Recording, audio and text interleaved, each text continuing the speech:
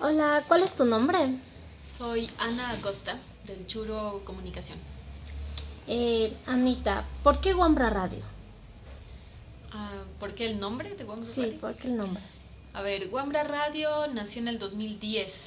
Entonces nosotros habíamos trabajado en una propuesta de una franja radial juvenil en una radio comunitaria aquí en Quito. Entonces la franja participó, tenía como muchas propuestas de comunicación, sobre todo juvenil, artísticas, culturales. Y era una forma de decir que estábamos haciendo radio, que estábamos hablando de cultura y que estábamos haciendo desde un lugar de enunciación que era el ser joven. Entonces, pero no era ser joven cualquiera, sino ser un joven que activábamos políticamente y organizativamente en el tema de comunicación. Entonces, por eso escogimos Wambra, porque estábamos haciendo una comunicación fresca, una comunicación juvenil y una comunicación nueva. Ya. ¿Cómo nació la Wambra Radio? A ver, la Wambra Radio nació en el 2010 porque fuimos prácticamente expulsados de un espacio de comunicación que era en Radio La Luna, era una radio comunitaria aquí en Quito, eh, y que tuvo unos cambios en su programación. El director ejecutivo de la radio, que era Paco Velasco, pasó a ser asambleísta del partido de gobierno de Alianza País, y la programación de la radio cambió totalmente su línea editorial. De lo que era Radio La Luna, una radio que daba espacios a las organizaciones sociales, pasó a ser una radio que empezó a guardar silencio frente a un montón de temáticas sociales y problemáticas sociales y ambientales que estaban pasando. Entonces la radio cierra y todas las organizaciones que éramos parte de la programación salimos y nos quedamos sin un espacio de comunicación. Entonces, como colectivo El Churo, construimos una propuesta de comunicación autónoma que era Wambra Radio, para hacer una radio online, inicialmente como una posibilidad de tomarnos el internet, que estaba libre y gratuito, para hacer una radio en línea y compartir los programas que habíamos sido sacados de esta programación. Pero luego la radio se transformó en un espacio multimedia, en un espacio de comunicación mucho más amplio, más allá que la radio. Aunque su nombre sigue siendo Wambra Radio, por ahora ya va, en próximos días va a cambiar el nombre a simplemente Wambra, porque es un medio digital multimedia. ¿Por qué el nombre del churo? A ver, el churo en cambio es el caracol marino, la caracola como le dicen en México, o como le dicen en Perú y en Bolivia le dicen el pututu, que es este caracol marino que sirve como instrumento de comunicación ancestral y que fue utilizado en América Latina, se lo ha utilizado, y en muchas comunidades como medio de comunicación. O sea, era un instrumento de comunicación, de convocatoria, de llamada a la minga, a las fiestas, a la organización. O sea, organización política, fiestas, comunidad. Entonces escogimos este porque es el símbolo de una comunicación comunitaria y es el símbolo de una comunicación distinta, o sea, digamos, de un instrumento que comunica otras cosas. ¿Desde dónde nace la iniciativa del Churo Comunicación? ¿Cómo desde dónde? ¿Cómo empezó? ¿Quiénes fueron los integrantes? Bueno, a ver, el Churo en cambio nació como colectivo de estudiantes de la Facultad de Comunicación de la Universidad Central en 2005. Y éramos un colectivo que hacíamos la producción de un programa de radio en Radio La Luna. Además, hacíamos trabajo de educación popular, o sea, hacíamos talleres de comunicación en la Universidad Central, y trabajamos talleres de radio, empezamos a hacer actividad, digamos, con barrios y con comunidades indígenas y campesinas y organizaciones juveniles en todo el país. Entonces el Churo nace como eso, como un colectivo inicialmente de estudiantes de comunicación, y luego se fueron vinculando otras personas que no venían necesariamente del espacio de comunicación, sino más de su espacio de trabajo social, de educación, o de, yo qué sé, sociología, por ejemplo, o del espacio artístico. Entonces el colectivo se fue ampliando y poco a poco se fue constituyendo como una organización social. Desde el anterior año ya tenemos una personería jurídica, o sea, somos una organización, jurídicamente somos una fundación.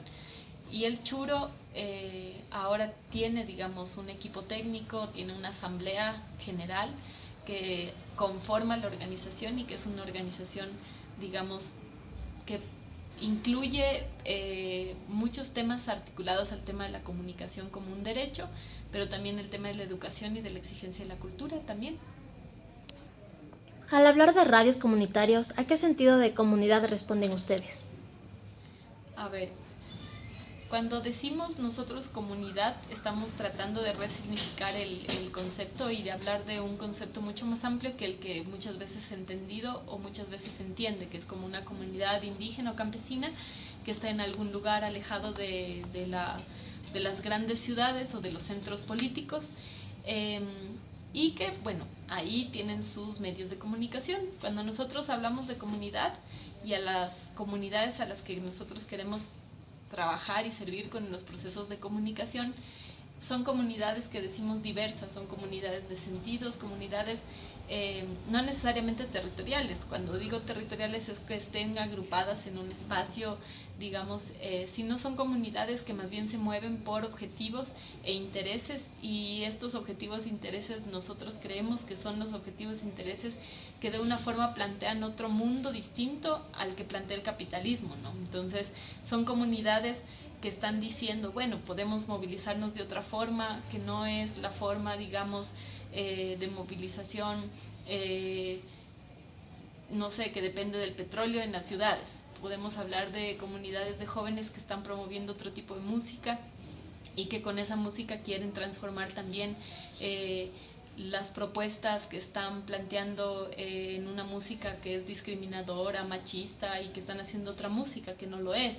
Queremos hablar de comunidades, por ejemplo, indígenas que están también en la urbanidad y que están exigiendo sus derechos también en los espacios de las ciudades y que a la vez están en los territorios. Entonces son de comunidades muy diversas, pero no es un concepto de esta comunidad despolitizada que muchas veces se cree, que es el tema de sentidos que nos unen, objetivos dispersos. O sea, no, estamos hablando de comunidades que proponen modelos alternativos al capitalismo y que están trabajando para transformar el patriarcado, por ejemplo, comunidades de mujeres feministas que están haciendo acciones reivindicativas y que están luchando por sociedades más equitativas e igualitarias. Entonces, son distintas formas, comunidades de activistas ambientales que están exigiendo hacer cambios, animalistas.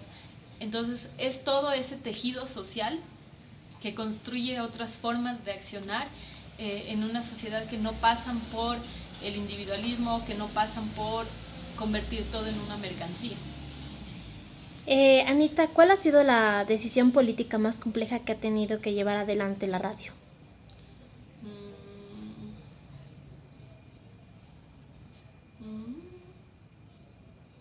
No lo sé.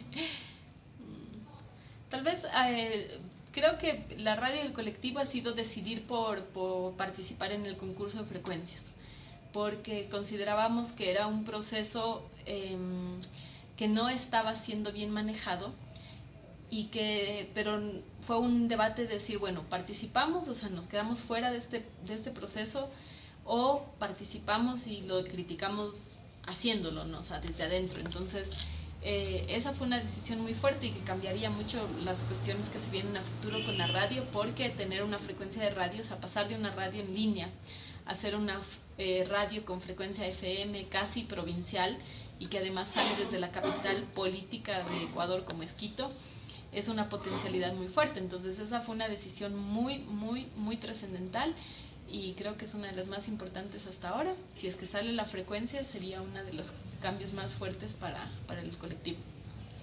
Cuéntanos sobre el proyecto que sustenta la radio. ¿Cómo lo hacen? La radio se sustenta por la participación de organizaciones y colectivos que buscan el espacio y que aquí encuentran las puertas abiertas para hacer sus programas. Entonces, no solo depende del Churo como colectivo o como organización, sino depende de que haya personas y colectivos y propuestas alternativas que quieran participar y comunicar. Entonces, de eso depende principalmente, o sea, de que haya el interés de hacer radio desde colectivos y organizaciones. Entonces, depende de los colectivos que participan aquí, por ejemplo, depende de las organizaciones feministas, depende de los animalistas, depende de los estudiantes universitarios, depende de la gente, las organizaciones indígenas que ve con interés el hacer radio.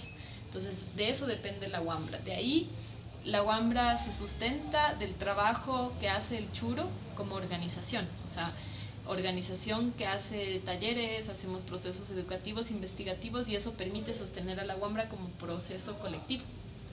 Ya, ¿y cuál es la relación con las audiencias? ¿Qué canales utilizan? A ver, al estar en una instancia como es el internet, no solo es la radio, o sea, digamos, no es una radio simplemente, sino es una propuesta multimedia y es una propuesta de interacción, o sea, digamos, y además de acción también, como le dicen, fuera de la red, ¿no? Entonces, es un trabajo que se tiene que dar en ese espacio, o sea, digamos, es una estrategia de trabajar con la difusión en redes sociales, en distintos formatos, hacemos video, hacemos audio, hacemos texto, hacemos reportajes de investigación, pero también hacemos que las organizaciones construyan sus contenidos, participen, porque la Wambra ya no es solo una radio, sino es un portal digital en el que se tienen que construir desde distintos formatos contenidos también distintos.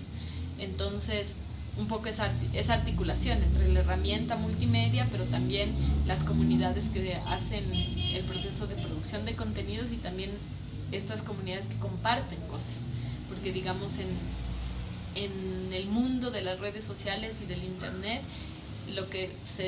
o sea, hay tanta información que no es el problema de que no hay información, o sea, de que no haya contenidos, más bien hay demasiados contenidos, pero lo que no hay es justamente comunidades que se articulan para compartir esos contenidos. Entonces, ese es uno de los retos más fuertes, por ejemplo, o sea, lograr con comunidades que te siguen, comunidades que te comparten su material, que esperan que hagas un artículo sobre un tema porque saben que lo vas a hacer, y todo eso se construye a pasito lento. Entonces, y claro, ese es como el reto de trabajar en el internet y en lo multimedia.